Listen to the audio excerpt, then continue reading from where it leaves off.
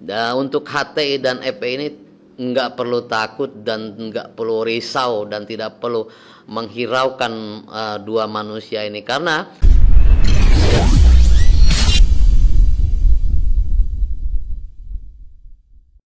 Bismillahirrahmanirrahim. Assalamualaikum warahmatullahi wabarakatuh. Waalaikumsalam warahmatullahi wabarakatuh. Alhamdulillahirabbil alamin. Wa bihi nasta'inu ala umuri waddin wa ala alihi washabihi ajmain, amma ba'du. Yang saya hormati para guru, para pejuang dakwah yang berbahagia. Mudah-mudahan kita selalu diberikan keistiqomahan di dalam perjuangan dalam menegakkan amar ma'ruf nahi munkar, dan mudah-mudahan kita selalu di dalam rinduan Allah Subhanahu wa taala, dan mudah-mudahan kita nanti dipertemukan kembali di dalam surganya Allah Subhanahu wa taala. Amin ya Allah ya rabbal alamin. Alhamdulillah, di malam yang mulia ini, malam Jumat, kita hadir di sini bersilaturahmi dalam rangka dakwah amar ma'ruf nahi munkar yang paling tinggi sebenarnya. Katakan bahwa amar ma'ruf nahi munkar yang paling tinggi adalah mengatakan yang hak dan yang benar kepada pemimpin jolim. Qulil haq walau kana murran, walaupun itu pahit kita rasakan. Karena apa? Karena mengakibatkan risiko-risiko di dalam perjuangan, yaitu salah satunya banyak sekali sudah kita saksikan saudara-saudara kita, guru-guru kita, para aktivis yang menegakkan amar ma'ruf nahi munkar, yang ada yang dipenjara, bahkan ada yang dipenjara lantas wafat di dalam penjara. Banyak sekali sudah kita saksikan kejoliman-kejoliman dari pemerintahan sekarang ini, yang mana di belakangnya adalah para sekuler dan oligarki yang sudah itu menjadi rahasia umum. Sebenarnya rakyat dan umat itu sudah tahu kejoliman-kejoliman para pemimpin ini. Maka dari itu mereka selalu menayangkan atau membuat cara bagaimana para aktivis dan para pendakwah, penegak amar ma'ruf nahi munkar ini disabotase secara baik, secara halus maupun secara kasar, yang sudah kita saksikan dengan kepala mata kita sendiri yang sekarang sedang berjalan, yaitu saudara kita, guru kita Gus Nur dan Farid Okbah, Ustadz Sekum FPI Haji Munarman, Anung Wanaji, Ustadz Anung, banyak lagi aktivis yang lain yang sekarang masih terjolimi. Ini membutuhkan juga bantuan atau sokongan dari kita para aktivis yang sekarang berada di luar untuk selalu menyuarakan kebenaran, dan tidak ada istilah kapok atau istilah takut untuk menyuarakan kebenaran untuk pemimpin-pemimpin yang jolim. Allahu Akbar. Terkait dari komen atau statement dari Julpan dan Gus Coy ini, saya pribadi nggak kenal sama mereka. Wallahi nggak kenal sama mereka. Tapi dengan adanya statement yang memecah belah umat tersebut atau mengadu domba umat dan rakyat, ini merupakan suatu sikap yang sangat tercela, sikap yang sangat merendahkan mereka sendiri sebenarnya, tanpa mereka sadari. Allah itu punya aturan, merendahkan mereka sendiri, seolah dia tidak tahu, seolah dia tidak paham bahwa HTI dan FPI ini ada di hati umat, ada di hati rakyat. Karena apa?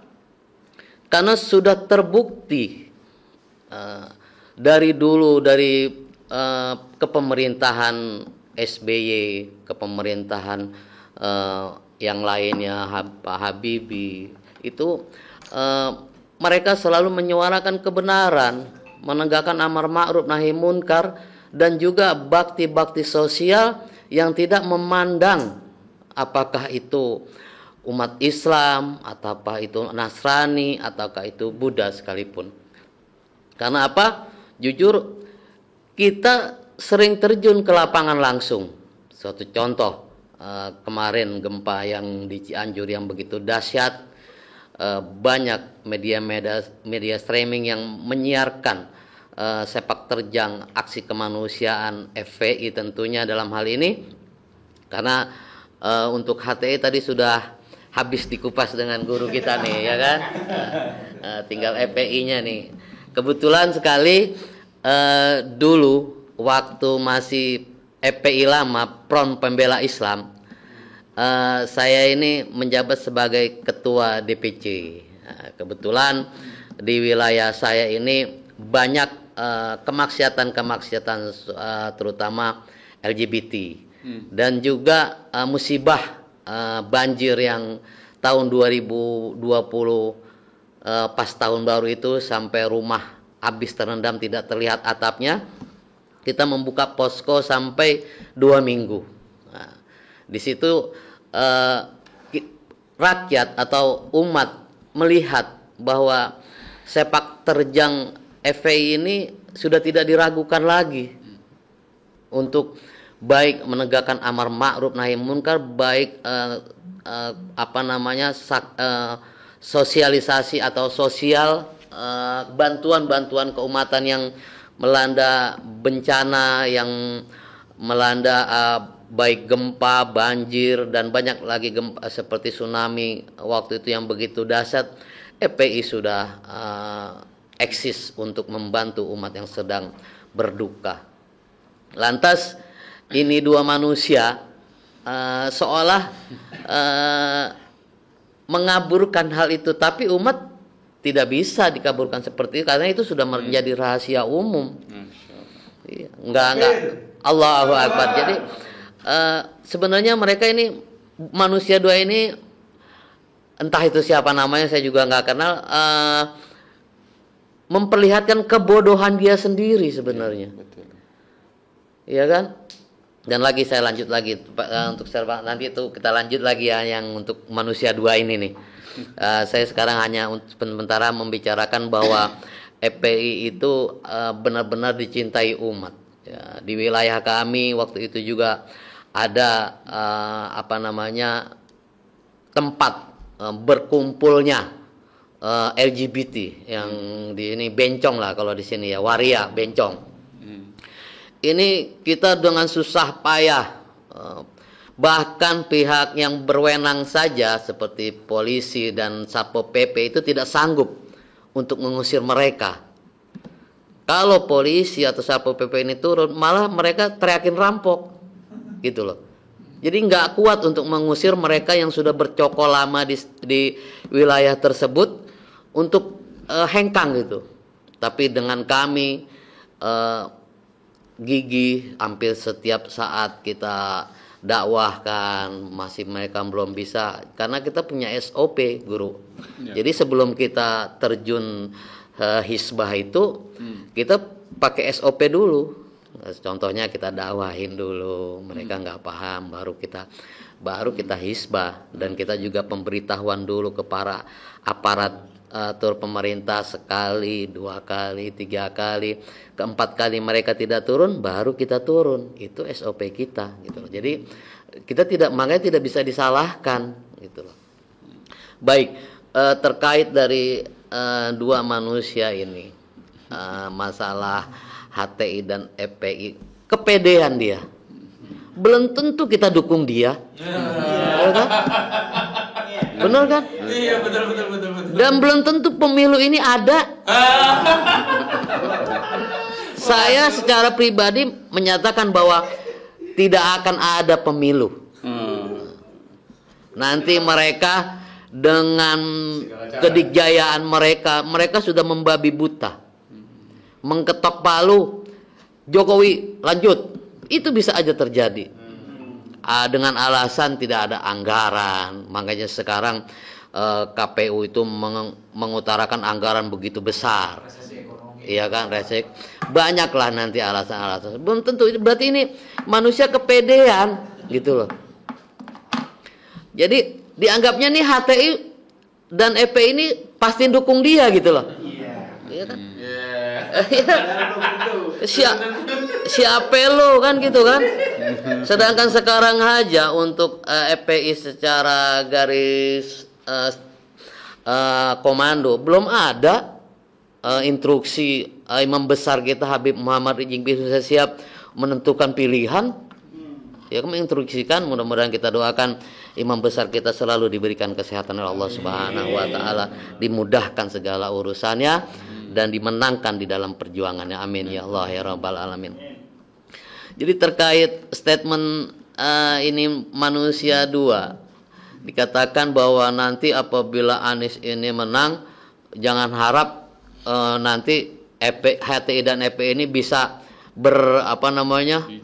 diizinkan lagi, ya kan? Memang juga kita mengharapkan dakwah ini kita nggak perlu pengakuan dari manusia, ya kan? Seperti tadi guru bilang, ya kan? Amar ma'ruf nahi munkar ini di wilayah manapun kita berdakwah, beramar ma'ruf nahi munkar, kita nggak perlu izin manusia. Dengan niat yang penting kita di dalam perjuangan kita benar. Kita melaksanakan apa yang diperintah oleh Allah Subhanahu wa taala yang dicontohkan oleh baginda besar kita Nabi Muhammad sallallahu alaihi wasallam. Jadi untuk HTI dan EPI tidak perlu khawatir dengan manusia-manusia yang saya anggap tidak beradab ini, ya kan? Songong, tidak beradab. Kalau saya anggap tidak beradab, sudah mendahului kehendak Allah hitungannya, ya kan? Dan itu tadi belum tentu kita dukung dia. Entah apa maksud dan tujuannya. Tentunya mereka memberikan statement ini pasti ada maksud dan tujuan. Itu pasti. Entah menaikkan elektabilitas partai dia, entah menguji sampai di mana kekuatan HTI dan EPI ini di dalam statement mereka, gitu loh. Pasti ada maksud dan tujuannya, pasti itu. Yang jelas maksud dan tujuannya yang sudah kita baca ini sudah negatif, gitu loh. Kita tidak bisa mengatakan tujuan dia baik karena dari statementnya sudah tidak baik, gitu loh. Dan untuk HTI dan EPI ini nggak perlu takut dan nggak perlu risau dan tidak perlu menghiraukan dua manusia ini, karena HTI dan EPI ini sudah ada di hati umat. Takbir. Sudah ada di hati rakyat. Karena sudah menjadi rahasia umum.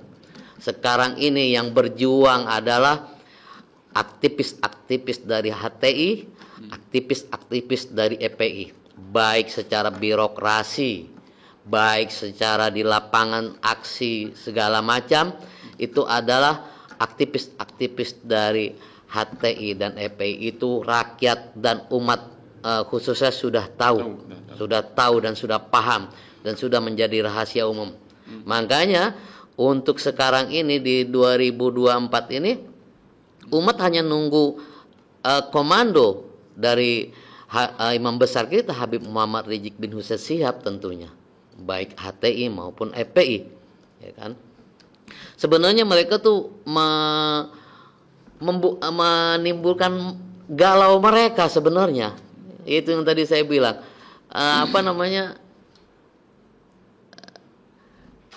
statementnya nggak logika gitu loh, ya kan? Nggak bermutu. Ya, yang intinya kami di bawah grassroots tahu persis bagaimana keinginan umat dan rakyat untuk negara yang kita cintai ini, negara Republik Indonesia. Tentunya menginginkan pemimpin yang amanah, pemimpin yang adil. entahkah ada di siapa itu, yang jelas itu kemauan umat dan rakyat pada saat ini. Karena apa? Karena kita sudah kenyang, kita sudah bosan, kita sudah antipati sekali dengan rejim sekarang ini. Karena apa? Satu, tukang bohong, terutama nih yang kasus lagi viral sekarang ini, ijazah palsu ya. Ijazah aja palsu, coba bayangin. Kalau dia punya ijazah pasti dibuktiin tuh, pasti ditunjukin, itu nggak mungkin enggak. Kelar, ya kan? Indikasinya besar sekali bahwa ijazahnya palsu, itu indikasi besar bener udah kalau orang yang berpikir gitu loh. Saya rasa itu yang perlu saya tegaskan, bahwa tidak perlu khawatir bahwa HTI dan EPI ada di hati umat dan rakyat Indonesia di dalam perjuangan menegakkan amar ma'ruf nahi munkar dan untuk menjadikan Indonesia baldatun thayyibatun wadubun ghafur. Kurang lebihnya mohon maaf. Wabillahi taufiq wal hidayah. Assalamualaikum warahmatullahi wabarakatuh.